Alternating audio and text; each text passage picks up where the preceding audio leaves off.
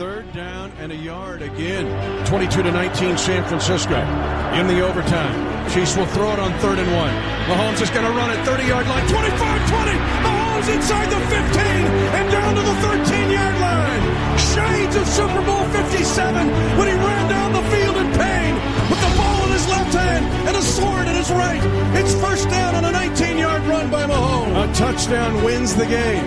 13 seconds to go in the overtime, 22-19 San Francisco. McKinnon is in at running back, first down and goal to go. Play action fake, right side throw, touchdown!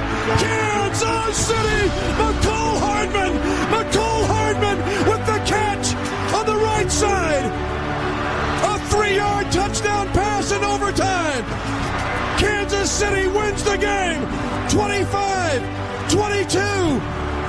And the Chiefs Kingdom has started its own history class.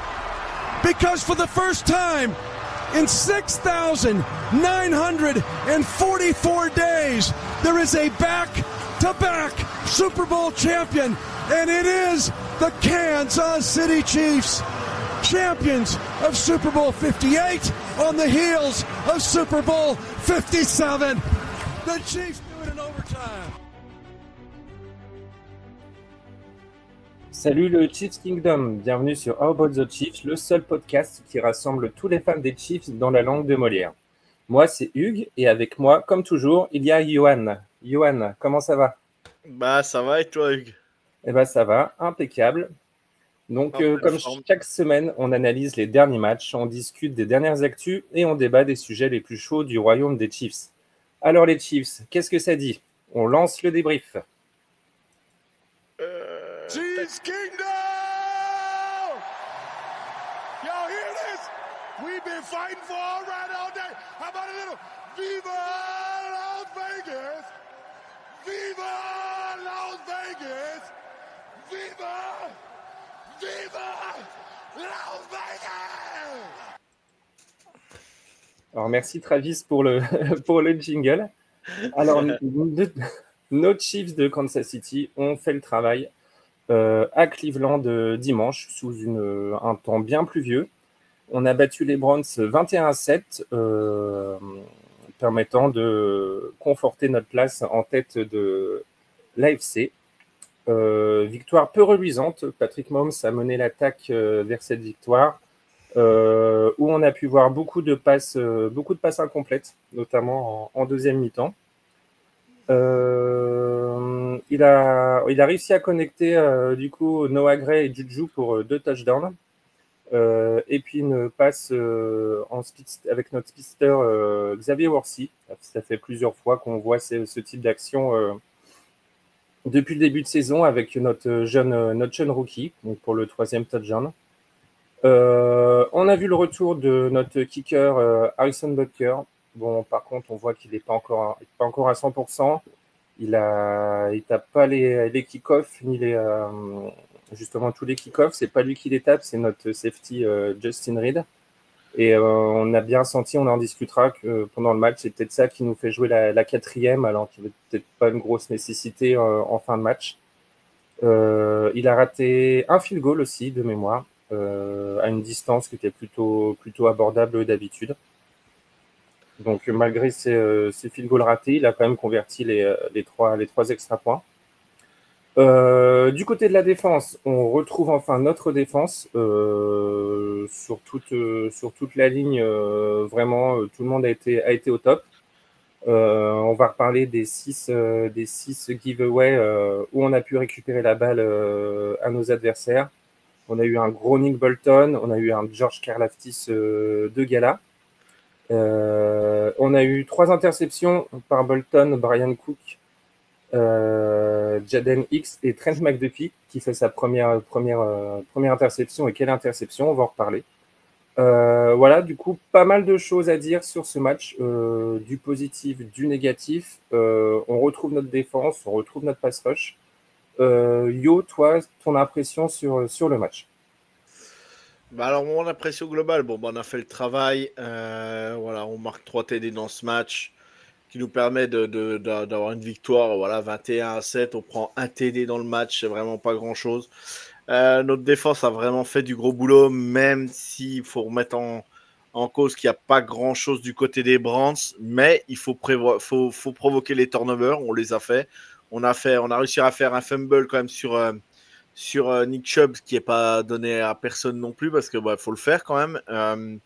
Bon, Nick Chubb n'est pas le Nick Chubb qui était. En plus, là, sa saison est refinie, le pauvre. Il n'a vraiment pas de bol. Ouais. Je pense que c'est pas loin d'être fin de carrière, le pauvre. Mais voilà. On domine bien les Browns, les 2 premiers cartons, on s'affole pas. Patrick est tranquille, même s'il rate quelques passes. C'est pas, voilà, l'attaque est pas reluisante, est pas flamboyante, mais voilà, on assure. Joe Toney en tant que tackle gauche, voilà, ça tient à peu près la route. Et on va dire que par contre, 3e et 4e carton, là on a vu la limite encore de notre line. Du moins principalement le côté gauche, parce que bon, le reste de la O-line, ça va à peu près. Mais le côté gauche prend cher. Même Jawan Taylor, par moment, il s'est fait manger. Bon, après qu'il se fait pas manger par Myles Garrett, on va pas là-dessus. C'est un monstre, tout simplement. Donc, si c'est pas l'un des meilleurs défenseur de la ligue, il fait partie des top joueurs. Voilà, suivant le goût de chacun. Pour moi, il fait partie des 2 meilleurs. Alors, voilà, on le classe dans le sens qu'on veut. Voilà, TJ Watt, Myles Garrett, voilà. Vous faites votre choix, c'est pas mon problème. J'aime ces 2 joueurs-là. Voilà, donc après, voilà. Par contre, voilà, Patrick a pris quand même de gros contacts, de gros sacs. Moi, plus le match avançait, plus il avait du mal à se relever, plus les contacts étaient quand même durs. Et ce qui arriva. Voilà, Patrick continue le jeu et veut faire le drive pour continuer, pour aller tranquillement à la victoire. Et du coup, tu te retrouves avec un Patrick qui se blesse. Alors, c'est la moitié des quarterbacks de la ligue. La saison, elle est terminée parce que la cheville tourne, le genou tourne, tout ça. Mais Patrick fait tellement des travails en off-saison pour les articulations, ses genoux, ses chevilles, que en fait, il se blesse. Mais les infos de cette semaine sont plutôt bonnes. Alors après, voilà, c'était une légère entorse, on n'avait pas trop de soucis parce qu'il voulait revenir sur le terrain. C'est parce qu'Andy Reid qui lui a dit tu restes tranquille avec notre coordinateur offensif, je sais son prénom qui m'échappe comme Mastanagi, qui lui dit non, tu restes tranquille. Et voilà, donc il est resté tranquille parce qu'il n'y avait pas d'affolement par rapport à ça. Donc bon, match, voilà, ce qui vraiment est gênant en ce moment à Kansas City, c'est notre attaque, alors qu'on devrait être rassuré par notre attaque parce que on a les armes, on a tout ça, mais voilà, moi je le répète chaque semaine. Aujourd'hui, Patrick n'a pas confiance de son côté gauche, et ce qui l'oblige à forcer les passes. Et quand tu forces les passes ou que tu te dépêches de lancer, il positionne peut-être pas ses pieds comme il faut. Les passes sont plus longues, les passes sont incomplètes, les passes sont pas précises. Et tu peux mettre n'importe quel quarterback dans cette situation. Quand tu vois Josh Allen contre les Lions, le temps qu'il a pour lancer, et que tu prends notre line et celle des Bills, voilà, il y a quand même une grosse différence quand même. Donc bon, les Eagles, c'est la même chose, il y a une grosse différence. Jalen Hurts, il est quand même dans un fauteuil. Nous, Patrick, voilà, tu comptes 1-2, la pression, elle est là, quoi. Donc c'est pas simple. Moi, je fais confiance à notre coaching staff pour trouver la solution. Mais voilà, il va falloir quand même... il va falloir vraiment se régler ce problème de O-line. Il nous reste quelques matchs avant la fin de la saison. Espérons que le seed 1, on l'a le plus rapidement possible pour reposer les cadres et puis travailler ça. Bon, voilà, il y a rien. Le bilan comptable est là. Mais voilà, la défense est rassurante. Je ne sais pas, aucun souci sur notre défense parce que Spagnuolo, il a toujours trouvé des solutions. Et quand notre défense, il y a toujours un moment dans la saison où elle ne peut pas être à 100% ou 110% toute la saison. Il y a bien un moment donné, elle a un peu baissé de pied. Le nombre de fois qu'elle rentre sur le terrain, le nombre de fois les drives, on ne les fait pas durer. Ça se joue sur le physique de la défense. Mais principalement, voilà, il y a la défense, il y a aucun. Moi, je me fais pas trop de soucis sur notre défense, même si Shamari Connor, il est pas mal visé, mais je me fais. Voilà. Je trouve qu'on limite bien la casse quand même, même s'il est beaucoup visé. Mais voilà, McDuffie, vu qu'on le fait moins blitzer, ben, on se retrouve un peu moins à découvert quand même derrière. Et du coup, ben, voilà, McDuffie, il est là pour gêner les wide receivers en face. Donc ça ne me dérange pas. Par contre, voilà, ce qui me dérange vraiment, voilà, c'est notre O-line. Putain, on a le meilleur quarterback de la ligue quand même. Faut le dire. Le génie, on a un génie en tant que quarterback. Et là, cette saison, tu sens que c'est pas qu'il a pas confiance, mais tu sens qu'il a pris beaucoup de pression et qu'il joue pas comme d'habitude, libéré aussi bien que d'habitude. Alors après, quand il faut faire le drive gagnant, on va pas se mentir. Moi, tu me donnes. Donne n'importe lequel, tu me donnes n'importe les 32 QB de la ligue, de toute façon, quoi qu'il arrive, je choisirais toujours Patrick Mahomes. Et je pense que tout adversaire qui soit, si on doit choisir le quarterback pour faire le drive de la gagne, bah voilà, t'as beau aimer Allen, t'as beau aimer Joe Burrow, t'as beau aimer Jalen Hurts, Jordan Love, tout ça, il n'y a pas de problème. Mais celui qui a montré qu'il était le meilleur dans ces moments-là, il n'y en a qu'un, il est à Kansas City. Donc voilà, mais voilà, c'est une alerte. C'est la sonnette d'alarme qui résonne à Kansas City du côté de la O-line.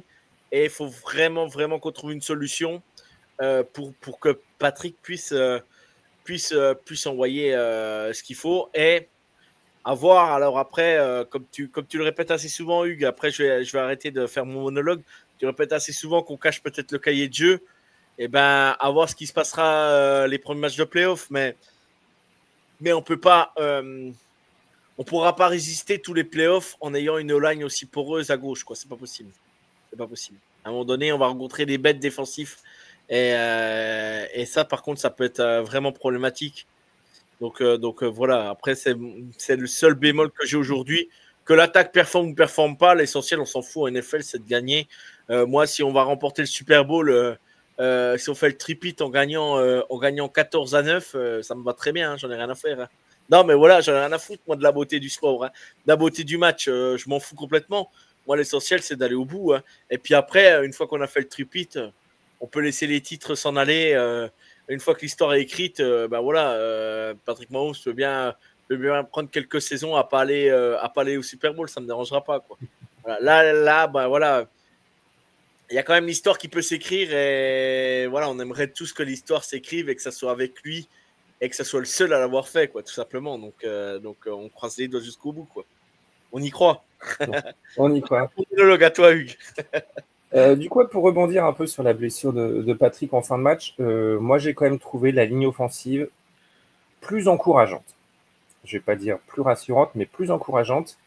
Donc, comme tu l'as dit, avec Joe Thuney en tackle gauche et du coup Mike Caliendo au poste de garde gauche. Donc, voilà, on a un petit décalage. Et ça a permis, dès le départ, de contenir Myles Garrett. Myles Garrett qui débutait le match avec 11 sacs et 22 QB hits. Donc, un des meilleurs défenseurs sur la ligne à ce niveau-là de la ligue. Et au fait, il termine le match avec 3 QB hits et aucun sac. Donc, même par rapport aux autres matchs, aux 3 derniers matchs où Mahomes avait encaissé 13 sacs, là, on a un match, enfin, contre une équipe qui a plutôt un très bon pass rush avec la personne de Myles Garrett, où Mahomes ne se fait pas saquer. Par contre, il ne se fait pas saquer, mais comme tu l'as dit, il a encaissé pas mal de coups. Mais de ce côté-là, j'ai été un peu plus patient. Voilà, faut être clair, c'est pas Mahomes, tu mets un quarterback rookie derrière cette O-line, il se fait saquer 5 fois dans le match. Hein. Il y a pas, voilà, c'est Patrick Mahomes, il sait se débarrasser des ballons, il sait se faufiler, il sait, voilà, avec son expérience, comment faire s'il faut qu'il court, s'il faut se débarrasser du ballon et tout.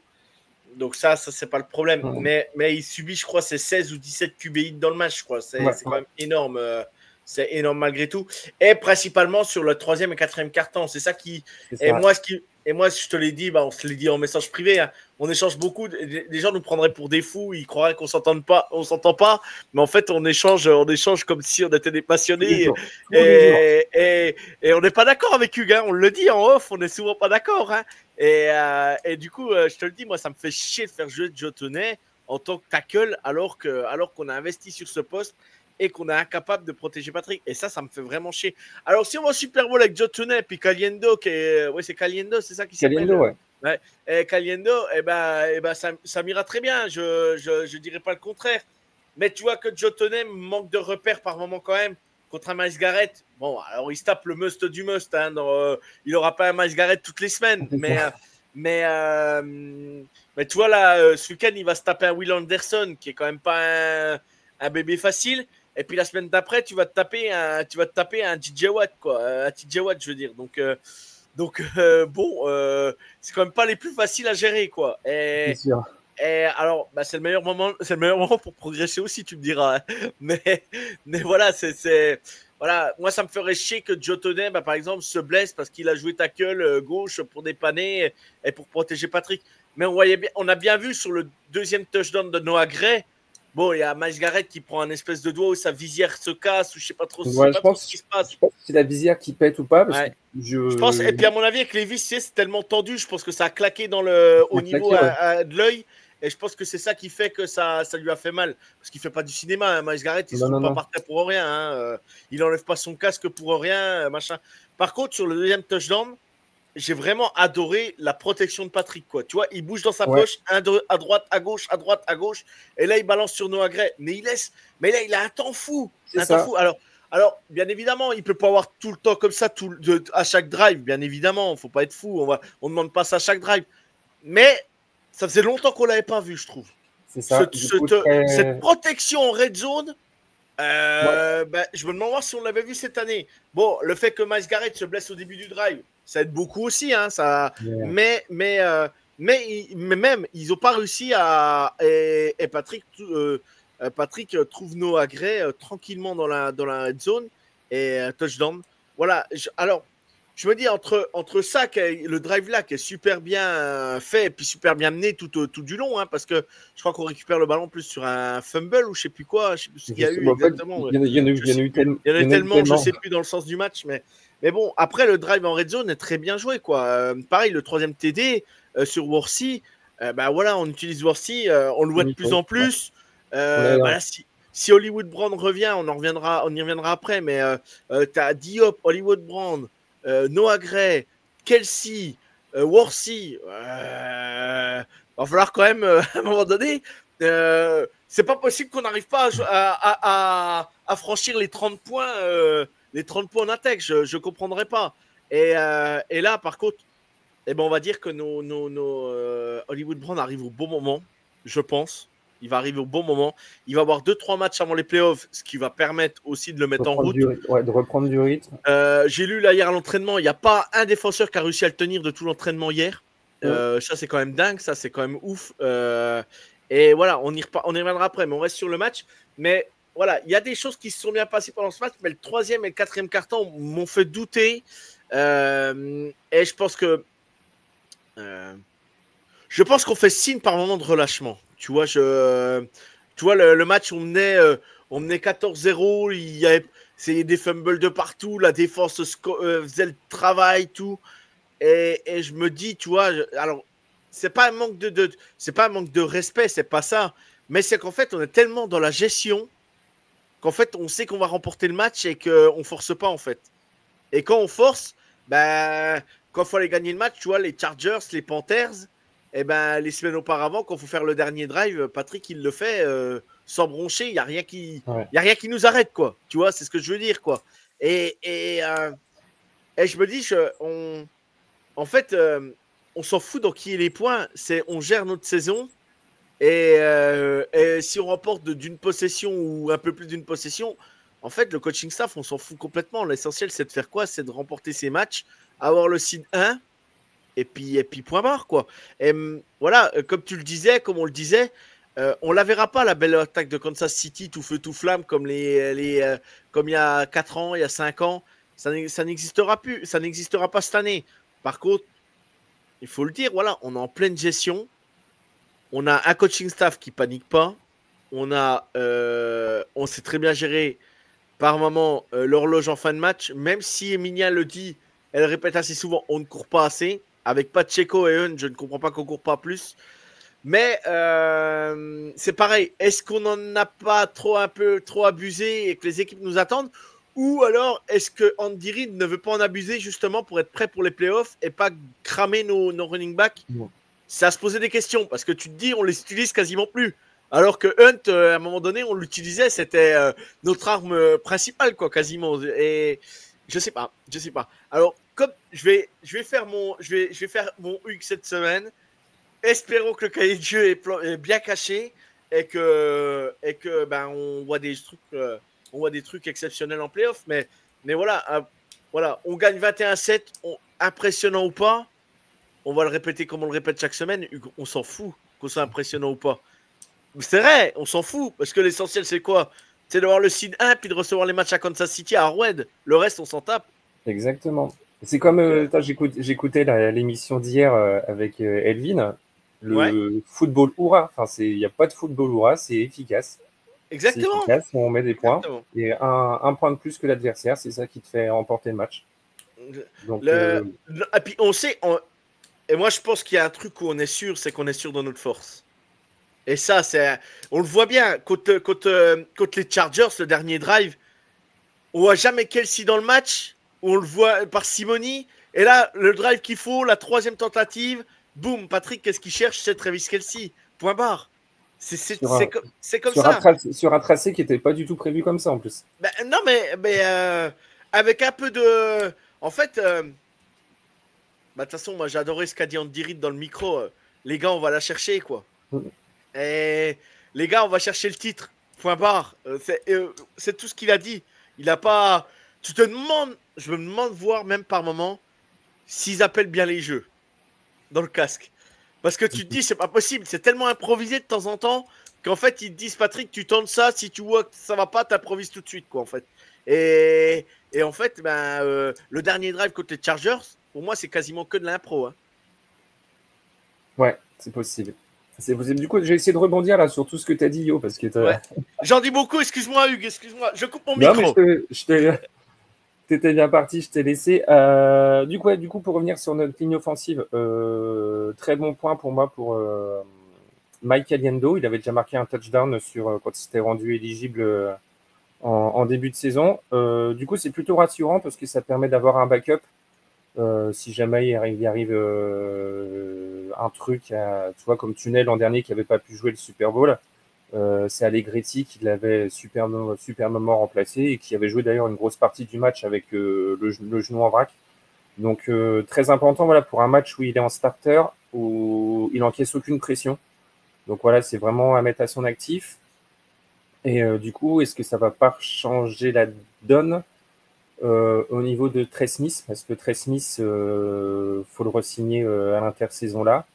Va falloir sortir le chéquier, Brett. D'ailleurs, Brett, c'est son anniversaire aujourd'hui. Je sais qu'il écoute le podcast, alors happy birthday, Brett. Donc voilà, est-ce que ça va... Voilà, après c'est de la fiction, mais est-ce que du coup ça va pas se dire, on a Caliendo qui peut faire le taf, du coup on signe pas un gros chèque pour Trey Smith, même si pour moi je voudrais vraiment, vraiment qu'il reste. Donc voilà pour la ligne. Concernant Brett aussi, c'est dans ce moment-là où on se dit que d'avoir un Carson Wentz en backup, je pense que c'est peut-être le meilleur backup qu'on puisse avoir dans la ligue.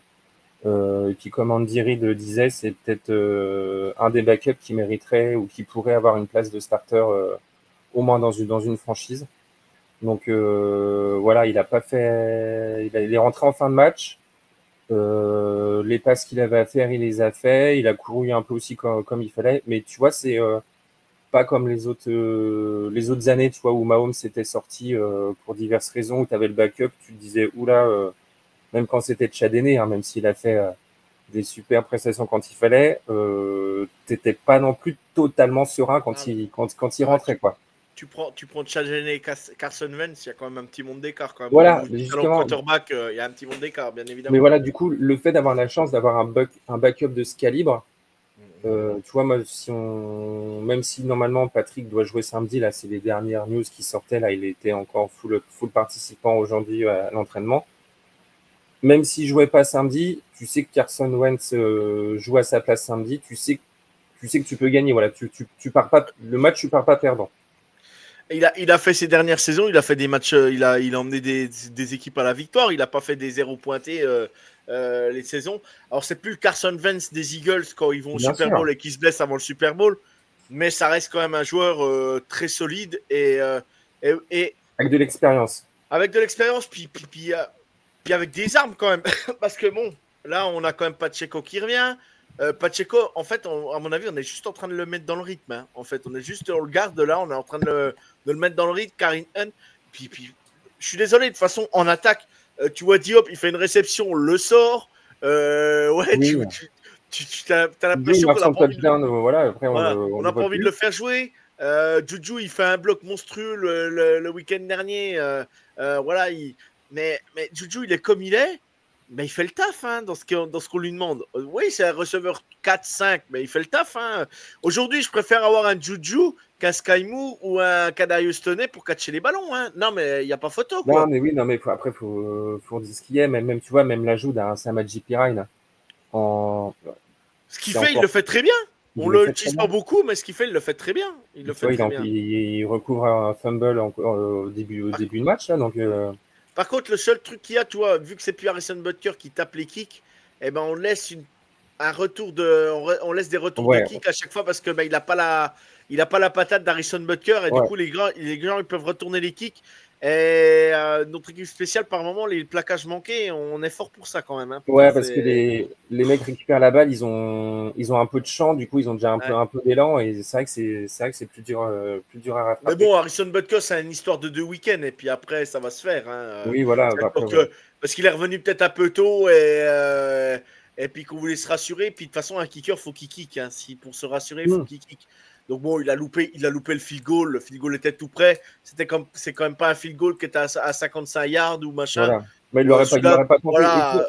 Et celui-là, normalement, il le met. Il s'est précipité. C'est pour ça que je pense. Vas-y, pardon. Non, vas-y, pardon. Du coup, c'est là que je voulais venir sur la quatrième en fin de match où Patrick se blesse. Si Butker est en forme, on joue pas la quatrième, on tente le field goal. Et oui, c'est possible. Et toi, c'est peut-être ça qui, du coup, on a dit,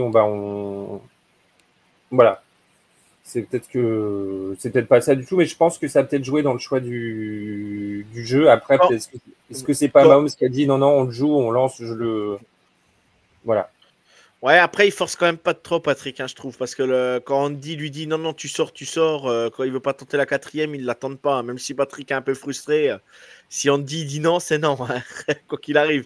Mais oui, je pense qu'il l'attend là à ce moment-là, parce que oui, Harrison Butker a pas la jambe aujourd'hui, mais voilà, c'est le petit détail qui fait beaucoup en ce moment. Mais après, voilà. Moi, voilà, vraiment, si Caliendo vraiment fait le taf et que Joe Tunney arrive à protéger Patrick, et ben là, je me dis, avec Hollywood Brown qui va arriver, parce que là, on peut dire ce qu'on veut. Hein. Patrick, Kelsey, Hollywood Brown, Diop, Worthy, on n'a jamais eu une attaque comme ça. Hein. On peut dire ce qu'on veut. Et par contre, je voulais revenir quand même. On est à 13-1. Quand tu vois la saison des 49ers avec l'équipe qu'ils avaient, les talents individuels qu'ils ont et qui sont quasiment sortis des playoffs là aujourd'hui, eh ben, je suis désolé, mais on n'est jamais content de ce qu'on voit des fois de Kansas City. Mais aujourd'hui, je préfère être à Kansas City, gagner moche et aller en playoff comme on le fait. Hein, parce que putain, là aujourd'hui, ils savent pas trop à quelle sauce ils vont être mangés, les 49ers. C'est un peu compliqué, quoi. Hein. Voilà, c'est une petite aparté, mais on se plaint. Moi, je me plains du niveau de jeu, de l'attaque et tout ça. Mais putain, on est quand même à 13-1. On est quand même des pourris gâtés. Hein. C'est ça, des petits garnements gâtés. Bon, après, moi, j'ai envie de dire, c'est pas que ça me va. Mais tu vois, à force depuis l'année dernière, c'est pas que tu sais comment ça va se passer, mais tu sais que maintenant, le jeu est comme ça. Le jeu des Chiefs, c'est autrement. Ouais, mais tu vois que Patrick, il est. Alors, est-ce qu'il a une blessure qu'on ne connaît pas? Je ne sais pas. Mais tu vois que ses lancers sont. C'est pas pareil que les années d'habitude, quoi, tu vois. D'habitude, tu vois, ses lancers longs, bon, il en ratait une. Allez, 2 maximum. La plupart du temps, le troisième, c'était dans les bras. Là, alors je me dis, est-ce que c'est un problème de pression, qui prend trop la pression et qu'il n'a pas le temps de se préparer, pas le temps de préparer son lance? Est-ce qu'il est blessé quelque part? Et on ne le sait pas, et on le saura à la fin de la saison. Est-ce que je sais pas, mais je le trouve sur. Alors, bon. La retenue. Ouais, je sais pas, retenu ou. Je sais pas comment l'expliquer. C'est pas que je suis moins serein, parce que être moins serein que Patrick Mahomes, faut être fou, hein, faudrait être fou pour le dire. Mais ce que je veux dire par là, c'est que c'est pas que c'est pas rassurant, c'est pas ça que je veux dire. C'est qu'en fait, on a l'impression que il a toujours le bras, ça c'est pas le problème. Mais moi je pense que c'est un problème de pression, qu'il n'a pas le temps de préparer son lancer.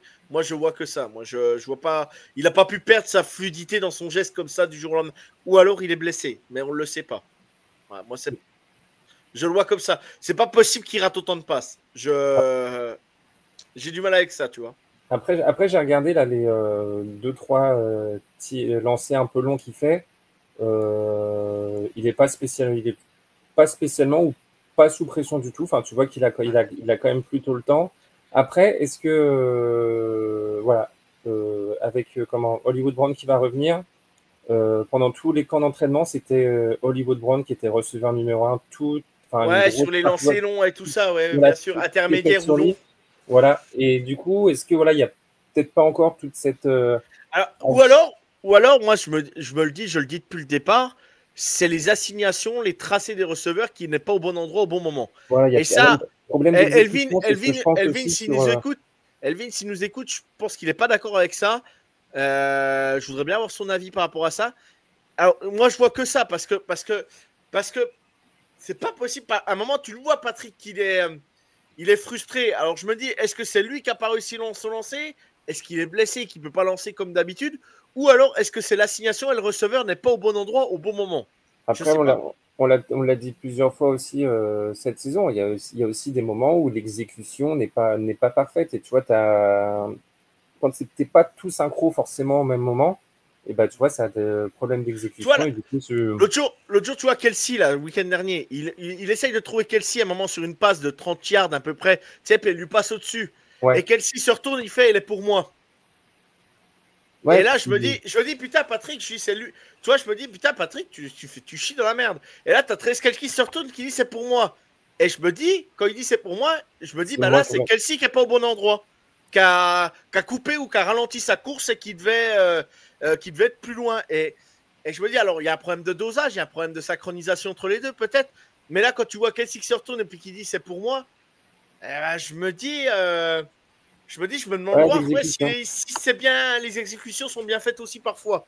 Alors, je serais curieux d'avoir l'avis d'Elvin parce que même des autres qui sont dans le groupe, parce que je pense qu'ils seront pas d'accord avec moi là-dessus. Mais voilà, moi je t'en rejoins. Je pense qu'il doit y avoir aussi un problème d'exécution qui doit aussi rentrer en compte. Du coup, on a beaucoup parlé de l'attaque. Ouais. Là, je pense qu'il faut parler de notre défense. C'est donc ok. C'est les Browns, c'est pas la meilleure attaque de la ligue, ok, c'est pas le meilleur bilan, ça je veux bien l'entendre. Par contre, notre travail défensif entre notre pass rush et notre secondary, on va dire que ça a quasiment été parfait, à part le touchdown qu'on prend. Ça arrive, voilà. Tu peux pas, à un moment donné, tu peux avoir un touchdown marqué. Tu gagnes 21-7, c'est pas infamant de prendre un touchdown de Jerome Ford de 30 yards. Bon, bah voilà, ça arrive, c'est comme ça. Le match, les joueurs un peu relâchés, un peu tout ça, ça peut arriver. Tu fais pas le plaquage comme il faut, et puis voilà. Non, mais ce qui est surtout frustrant, c'est que sur leur première tentative, il y a Charles Omenihu qui fait son sac. Ils sont en 2e et 23. Sur une 2e et 23, ils vont remonter pour 63 yards pour marquer. Tu vois, c'est plus ça. Tu vois, tu as une super action défensive et au fait, elle est presque ruinée parce que derrière, tu fais pas comme il faut. Quoi. Par contre, ce que j'ai aimé sur la défense, c'est que on laisse Chris Jones dans l'axe du terrain. Tu as Omenihu à droite, Karlaftis à gauche. Ouais. Et du coup, ça permet de se focus sur Chris Jones. Et du coup, c'est Karlaftis ou Omenihu qui font le sac. Et si c'est pas un des deux, c'est Chris Jones. Et Et puis bon, on a beau dire ce qu'on veut, mais Nick Bolton fait encore un match très bon. McDuffie, quand on s'en sert moins au blitz, et ben on voit que quand un contre un, s'il n'y a pas la différence de taille, s'il n'est pas contre un tight end et tout, on voit tout de suite que McDuffie ne se fait pas brûler. Tout de suite. Et alors, il faut continuer à l'utiliser en blitz. Mais là, Spagnuolo, ça fait quand même 2 matchs où il l'utilise un peu moins, quoi. Et on voit que McDuffie, d'où il réalise sa première interception, c'est très bien pour lui. Par contre, moi, l'interception, c'est celle de Connor, je crois. On aurait, c'est digne d'un catch d'un receveur. Hein. C'est Brian Cook. Brian Cook, Brian Cook, je veux dire, pas Connor. T'as vu comment il saute? Non, mais la détente. Mais hey, t'as l'impression que c'est un receveur qui catche le ballon. Hein. Tu sais, tu te dis, c'est ouf. Et il te récupère le ballon, mais le catch, il est monstrueux. Hein. Tu sais, à montrer dans toute l'école de Kadarius Toney, Sky Moore, montrer comment catcher un ballon. Hein, parce que il saute haut, et puis la balle, il la capte. Hein. Puis il est déséquilibré, il rebondit, quand même, il atterrit sur le dos, quoi, le souffle coupé et tout. T'as pas intérêt de la lâcher, la balle. Hein. Mais non, franchement, le catch est magnifique, quoi. Magnifique. C'est vrai qu'on a vu des belles interceptions. Alors moi, j'ai quand même un petit faible pour Jayden Hicks. Moi, c'est vraiment le joueur. Moi, je l'avais dit, j'avais dit que ce joueur, le pic était très bon. Ouais. Après, je savais pas quand est-ce qu'il arriverait dans l'équipe, mais ça sent un peu l'école un peu McDuffie, Karlaftis sur pas trop la première année, puis on les a vus sur la fin de saison et on les a vus au Super Bowl.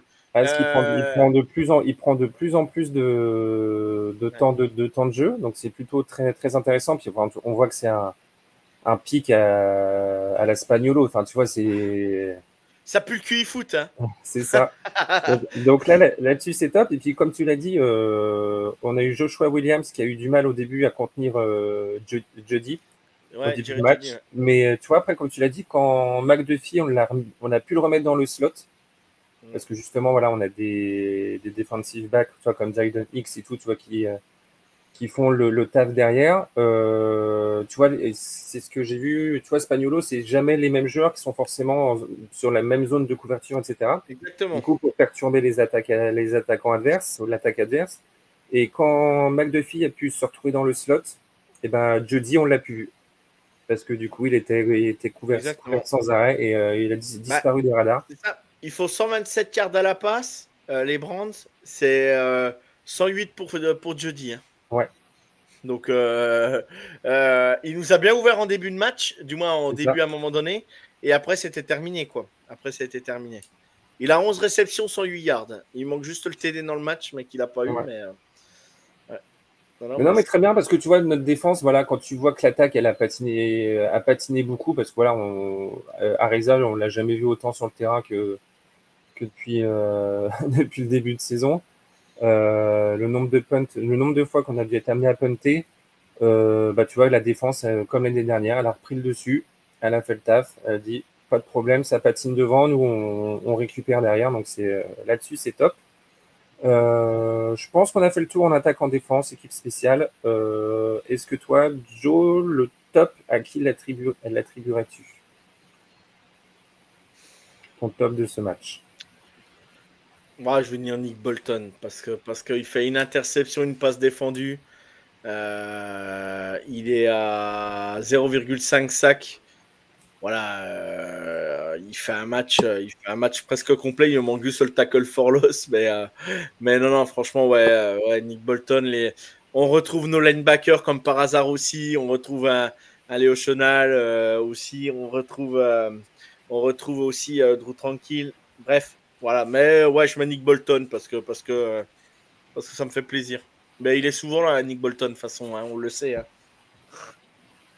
Et du coup, ton flop, toi, enfin, ton flop ou ton petit côté un peu moins bien, on va relativiser aussi. Hein. Ouais, mon flop. Mon flop. Allez, on va dire notre tackle gauche, quoi, moins notre côté gauche, mais c'est Myles Garrett, c'est pas évident. Joe Toney, c'est son premier match je vais pas dire Joe Toney, mais voilà le côté gauche de la ligne, parce que on va dire allez, la O-line complète parce que bah voilà, Patrick a pris trop de QB hits et voilà, la O-line complète, mais ça pourrait être chiant avec ça, quoi. Mais... Ok, on prend note. Alors moi, du coup, mon top, pardon, c'est le pass rush. En fait, je pense que notre pass rush se met enfin en place.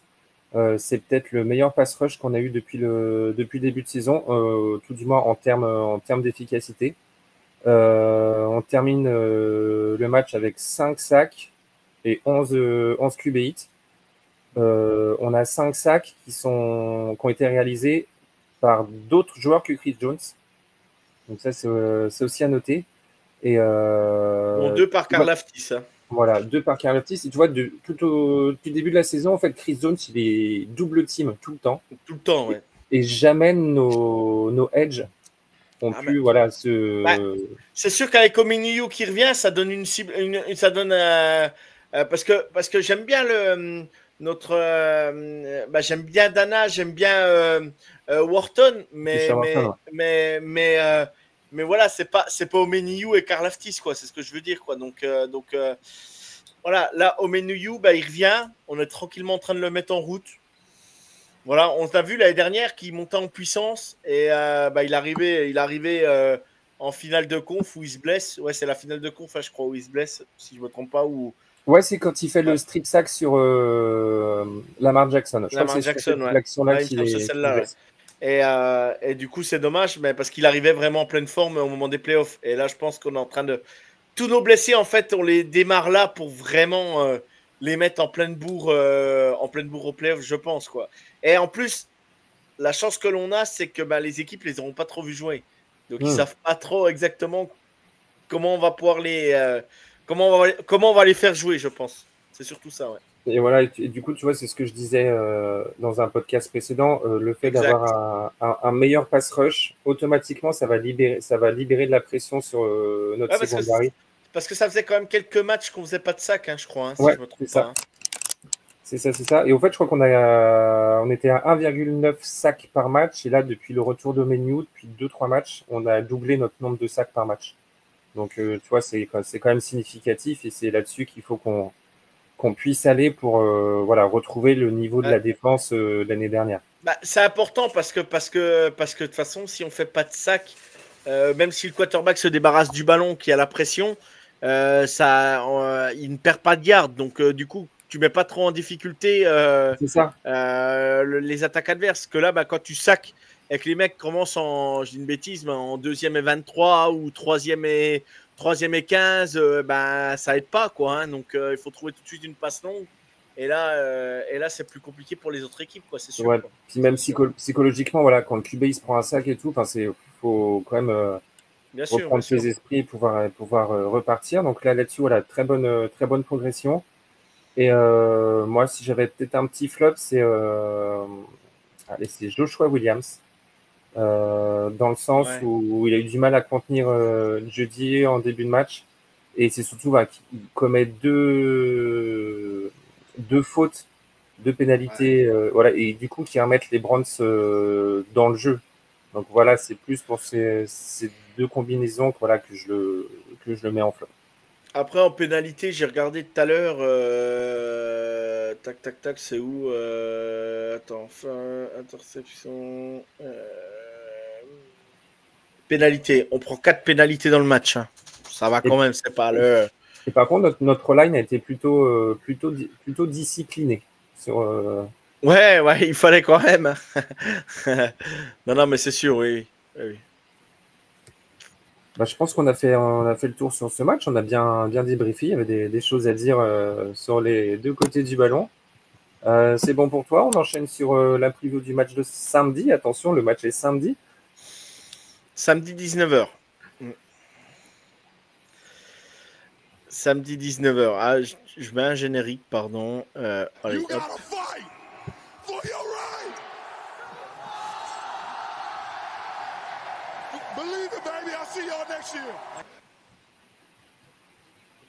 hop. Alors, avec Patrick Mahomes, comme vous l'avez vu dimanche, qui se remet d'une blessure à la cheville, d'après les dernières infos là qu'on a eues de tout à l'heure, il s'entraîne encore normalement, donc sauf rechute ou événement contraire, c'est lui qui devrait bien partir titulaire samedi. Donc, pour moi, pour ce match, ce qu'il va falloir avoir, savoir un pass rush comme dimanche dernier, pour soulager la pression de l'attaque avec CJ Stroud. Parce que ce qu'il faut noter, c'est que CJ Stroud est le deuxième quarterback le plus saqué de NFL. Il a été saqué 45 fois en 14 matchs. C'est l'avant-dernière équipe en termes de sacs concédés. Donc, la ligne défensive, c'est votre match. C'est à vous de vous faire plaisir et montrer que vous êtes capable de soulager notre attaque quand elle est un peu en difficulté. Moyo, comment vois-tu, toi, ce match contre Houston, sachant que au niveau de la seed, des qualifications, etc., une victoire des Chiefs combinée à une défaite des Bills. Moi, j'y crois pas trop, mais contre les Patriots, c'est ça, ils jouent. Ils peuvent sortir le match de leur vie. Hein. Peut-être.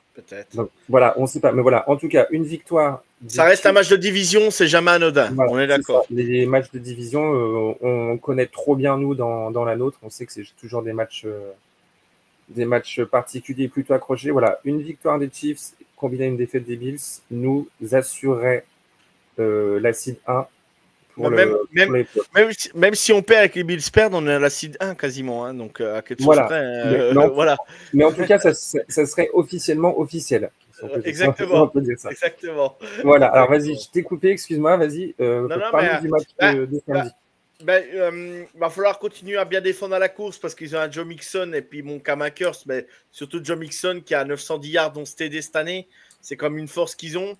Ils ont Nico Collins qui revient quand même en grande forme. Il a été blessé et il a 849 yards 6 TD.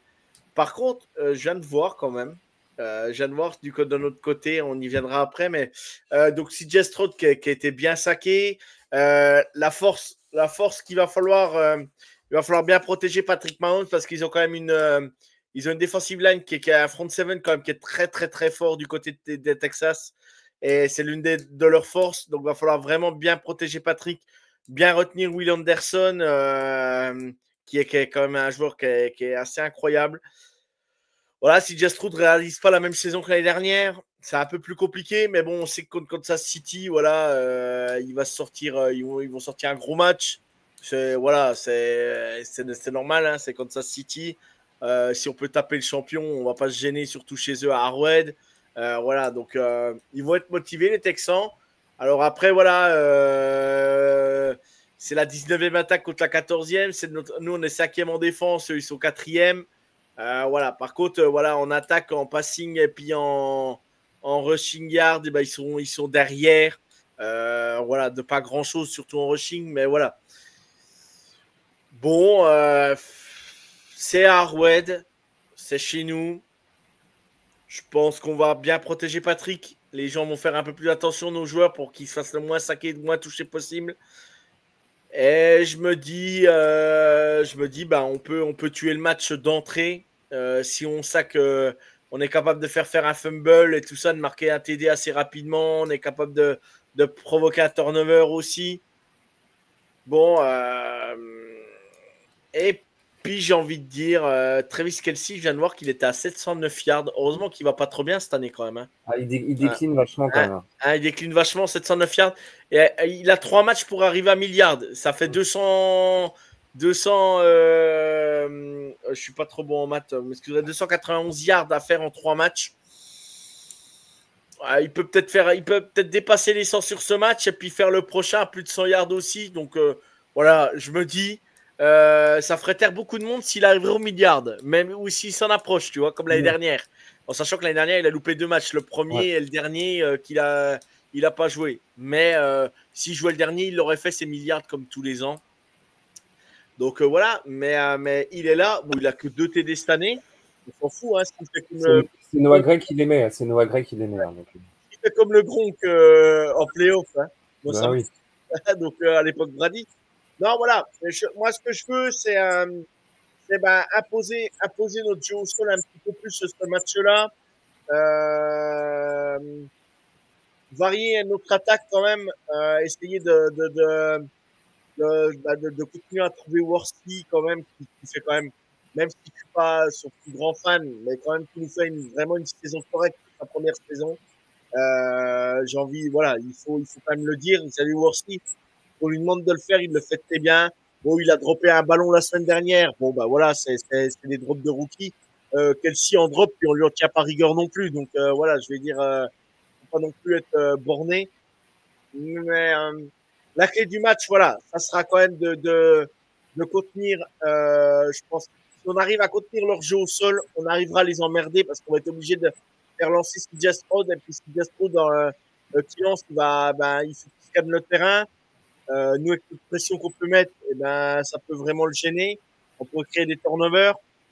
Et puis après, derrière, Patrick, quand il est blessé, c'est là qu'il est le meilleur, j'ai envie de dire. Et il est capable de nous sortir un match à 350 yards, 3 TD et faire un match incroyable comme il avait fait il y a 2 ans au Super Bowl contre les Eagles, nous sortir un match incroyable et voilà donc voilà, je me dis que Patrick sur une jambe, c'est là qu'il est le meilleur, donc à voir. Ou quand on le provoque sur les réseaux sociaux aussi. Ouais, il aime bien, mais il dit rien. Hein. Mais il aime bien, ça, on va dire, ça le motive. Et il est quand même à quasiment 67% de complétion. C'est quand même pas rien cette année malgré tout. Même si ça, voilà, mais par contre là, ça fait combien de matchs là qu'il a pas pris bon, ce week-end il a eu chaud quand même. Les inters c'était limite. Ouais, mais je crois que ça fait quoi, 6 matchs qui se fait pas intercepter là. Ouais. Bon. Voilà, hein, il faut quand même le dire, quoi. Ouais, donc moi, pour rebondir aussi sur ce que tu dis là, on va voir l'arrivée de Hollywood Brown, qu'on n'a pas vu encore sous le maillot des Chiefs. Donc on va voir ce que ça donne. Est-ce que il va y avoir beaucoup de présence sur le terrain ou pas, ça on va bien voir. Après, moi je pense que s'il revient, et on va vouloir le faire marquer un touchdown assez rapidement. Je pense. C'est mon avis perso. Comme on avait fait avec Diop, comme on a fait avec Worsley, pour les mettre en confiance, c'est hyper important, je pense. Et je pense que, tu vois, on va peut-être pas le voir tous les drives, mais je pense qu'en red zone, on risque de le voir en red zone, quoi. Tu vois, pour vraiment apporter cet ajout supplémentaire. Par contre, Patrick, il a envoyé des mines sur Diop. Si c'est pas Diop, un receveur normal, il catch jamais les ballons. Hein, ça va que c'est Diop. Hein, parce que putain, par moment, il lui donne le ballon. En fait, Diop, il est là pour ça. Quoi. Les 50-50, c'est lui qui va les prendre. Quoi. Donc voilà. Mais ouais, je vois bien Hollywood Brown s'il joue, tu vois. Prendre quelques snaps et je pense arriver en red zone, tu vois, peut-être les deux premières possessions où on arrive en red zone, je pense que là on l'aligne justement pour essayer de le faire marquer un TD tout de suite et se faire adopter par Harwed directement. Je pense que c'est important et Andy Reid, il sait que la confiance est vachement importante pour nos receveurs aussi. Il l'a fait avec Diop, il l'a fait avec Worsley. Je vois pas pourquoi il ne le ferait pas avec Hollywood Brown, quoi. Surtout s'il est prêt. Hein. Hein. Ouais, surtout. Je pense que s'il y va, c'est qu'il est prêt. Hein. Non, puis le coaching staff, tu vois, on aurait pu le faire rentrer la semaine dernière, ils l'ont pas fait. Je pense que là, je pense que là, il va arriver là. Et quoi de mieux de faire trois matchs avant les playoffs, quoi, tu vois, pour se mettre en route. Quoi. Après, moi, tu vois, j'ai une petite donnée, je pense, à prendre en compte sur ce match. Houston, ils ont verrouillé le titre de leur division, donc ils sont quasiment. Ils n'ont plus rien à jouer parce que le seed 1, ils ne pourront pas le jouer. Quoi. Donc, voilà. Donc, tu vois, ils sont minimum 4e. Avoir le 3e seed, ça va être dur à aller chercher. Après, c'est potentiellement une équipe qu'on peut retrouver en playoff. Donc voilà, est-ce qu'ils ne vont pas avoir, eux, de leur côté aussi, une volonté de... Après, il va falloir qu'ils passent les wildcards quand même. Hein, parce que les wildcards, Parce que là, à ce rythme-là, ils se tapent peut-être les Ravens. Hein, donc, c'est pas un cadeau. Les Ravens ou les Steelers, c'est pas trop un cadeau. Hein.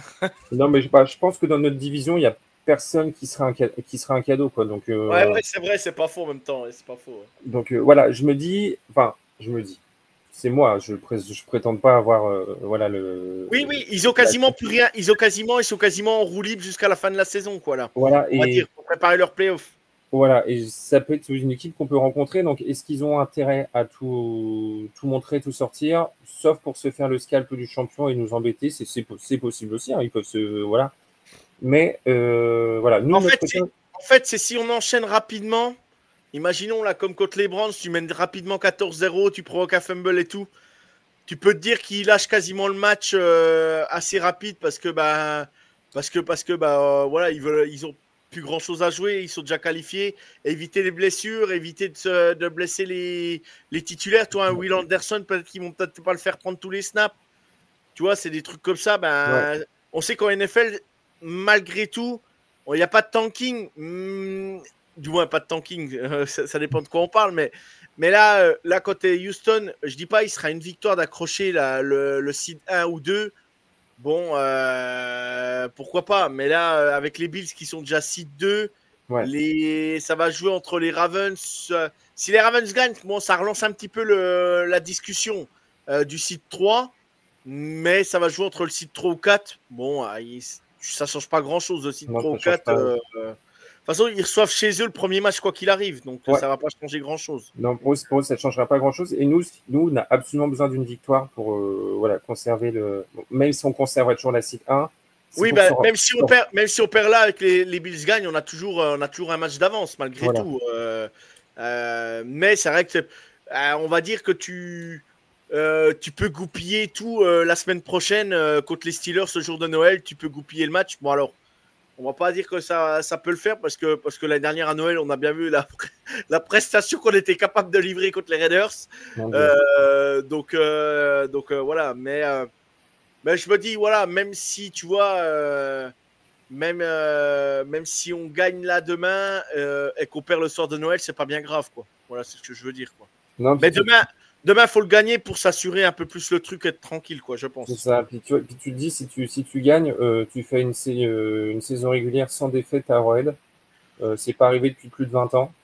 Exactement. Donc, et ça, je pense qu'Andy Reid, il en a besoin aussi, tu vois. C'est des petits records qu'il aime bien. Comme l'autre micro, on va chercher le titre. Mais là, tu vois, on va chercher à Arrowhead l'invincibilité de la saison régulière. Et je pense que c'est important aussi, quoi. Non, puis, ce qui va être bien, tu vois, c'est comme contre les Browns, on va avoir des clients en termes pour notre ligne offensive. Donc ça peut être aussi des bons tests pour on peut avoir un bon test aussi avec notre défense parce qu'avec les receveurs qu'ils ont, Tank Dell, Nico Collins, Dalton Schultz en tant que tight end et puis ils ont aussi ils ont Joe Mixon en tant que running back. Et puis, malgré tout, Cam Akers, bon, voilà, c'est quand même c'est pas les moins bons joueurs de la ligue. Donc voilà, ça va être plutôt sympa à suivre. Oui, je me suis pas trompé, à Dalton Schultz, c'est bien chez eux. Hein. Oui, c'est bien ça. L'ancien tight end des Cowboys. Sur le roster des Texans. L'ancien tight end des Cowboys, c'est bien lui, c'est bien Dalton Schultz. Je me trompe pas. Hein. Je vais vérifier quand même. Vas-y, regarde. Mais, sinon, aussi, pour donner un peu de stats aussi sur les Texans, Houston n'a gagné qu'un seul match contre une équipe au bilan positif. Donc c'est un peu comme les Broncos là qui sont. Oui, c'est bien ça. Dalton Schultz, c'est bien le tight end des Texans. Non, mais j'avais peur de dire une bêtise, mais non, c'est bien ça. C'est bien ça. Donc voilà, Houston aussi, c'est un bon test pour eux. Enfin, ils ont gagné qu'une seule fois.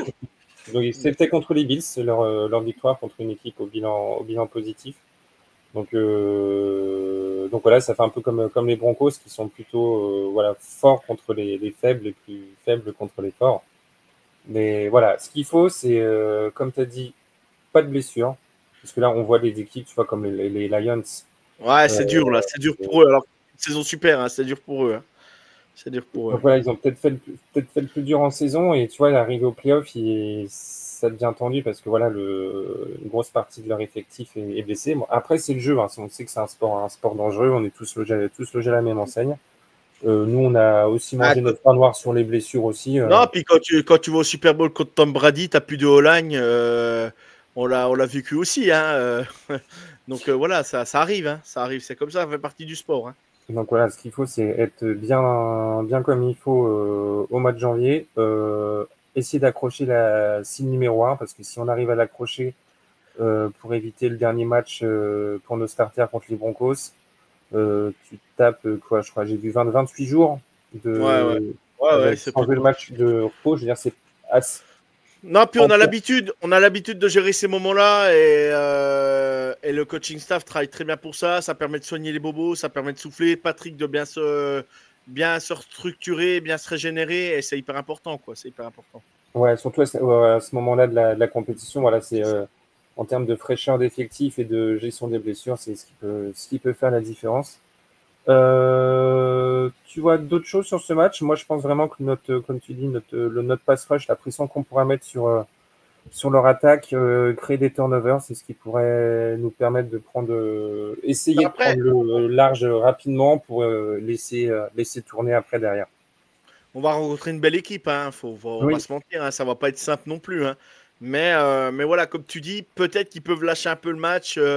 Voilà, parce qu'ils ils ont remporté leur division et il peut y avoir un relâchement aussi du côté, c'est humain parfois, ou une libération, tu me diras, et qui joue un football parfait, mais à voir, quoi. Mais voilà, mais c'est un bon test pour notre défense, c'est un bon test pour notre O-line aussi. Voilà, il y a des enjeux quand même malgré tout, et je pense que si on est à 14-1 avec Arrowhead, c'est quand même, on tape encore bien du poing sur la table, montrer qu'on est toujours là malgré tout. Ouais, ça serait tellement bien. Du coup, on aura la réponse samedi soir. N'oubliez pas, c'est samedi. Hein. Samedi le match, ouais. Ton prono, Hugues, pour le match? Alors, mon prono, moi, je voyais un truc du genre 24-12. Tu vois, une petite bonne possession, un peu plus d'une possession d'écart. Ouais. Bah, je vais être un peu plus avec toi. Moi, je vois le même nombre de points, 24-17 par contre. Tu vois, on prend 17 points en défense. Ça me paraît cohérent. Tu vois, il marque 2 TD, un field goal. Voilà, ça me paraît. Ouais, c'est ça, ouais. 2 TD, un field goal. Et puis nous, on fait la différence. On aura creusé le score et puis ils auront marqué un field goal. Et puis on serre le match à la fin. On fait couler l'horloge. Et puis je vois ça comme ça. Mais le match se passe jamais comme ça. Hein, mais. On est toujours mauvais dans les pronos. Il n'y en a jamais un qui se rapproche du. Non. Bon, après, on se rappelle. Moi, je me rappelle. Tu me réinterroges dans 2 heures ou demain. Je serai incapable de te dire ce que j'ai dit. Donc, il faudrait que je réécoute tous les épisodes parce que ça se trouve, on a des pronos qui ont été bons, mais moi, je ne me rappelle plus. Hein, donc, comme ça, c'est réglé. Hein. Faut pas là-dessus, moi. Tu sais, je suis un peu comme Dory. Une fois que je suis parti dans l'aquarium, c'est fini. Hein. Je perds la mémoire. Et ben voilà, je pense qu'on a fait le tour, mon Yo, si tu n'as rien à rajouter. Non, c'était très bien. Encore un bon podcast avec toi, Hugues. Et puis, on fait un coucou à Emilien, on embrasse. Oui. Il est en France, donc il est en famille, donc on le laisse tranquille en famille, on lui fait des bisous. Yes, profite bien, Emilien. Et puis, profite bien. Tous ceux qui nous écoutent, tous les fidèles au poste, et puis go Chiefs. Puis bonne fête de fin d'année et prenez bien soin de vous. Prenez bien soin de vous. Moi, on fera un podcast la semaine prochaine. Peut-être qu'on n'aura pas le temps. Avant Noël, on n'aura peut-être pas le temps. Mais après Noël. Sinon, bonne fête. Passez un joyeux Noël et prenez bien soin de vous. Profitez bien de vos familles. Allez, profitez bien. Salut. Ciao tout le monde.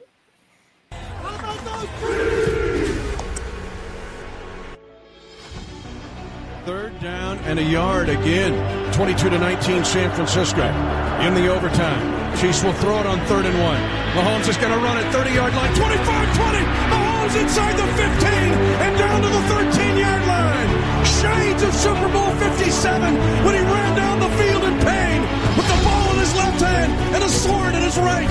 It's first down on a 19-yard run by Mahomes. A touchdown wins the game. 13 seconds to go in the overtime. 22-19 San Francisco. McKinnon is in at running back. First down and goal to go. Play action fake. Right side throw. Touchdown! Kansas City! McCole Hardman with the catch on the right side. 50-yard touchdown pass in overtime. Kansas City wins the game 25-22. And the Chiefs Kingdom has started its own history class, because for the first time in 6,944 days, there is a back-to-back Super Bowl champion, and it is the Kansas City Chiefs, champions of Super Bowl 58 on the heels of Super Bowl 57. The Chiefs do it in overtime.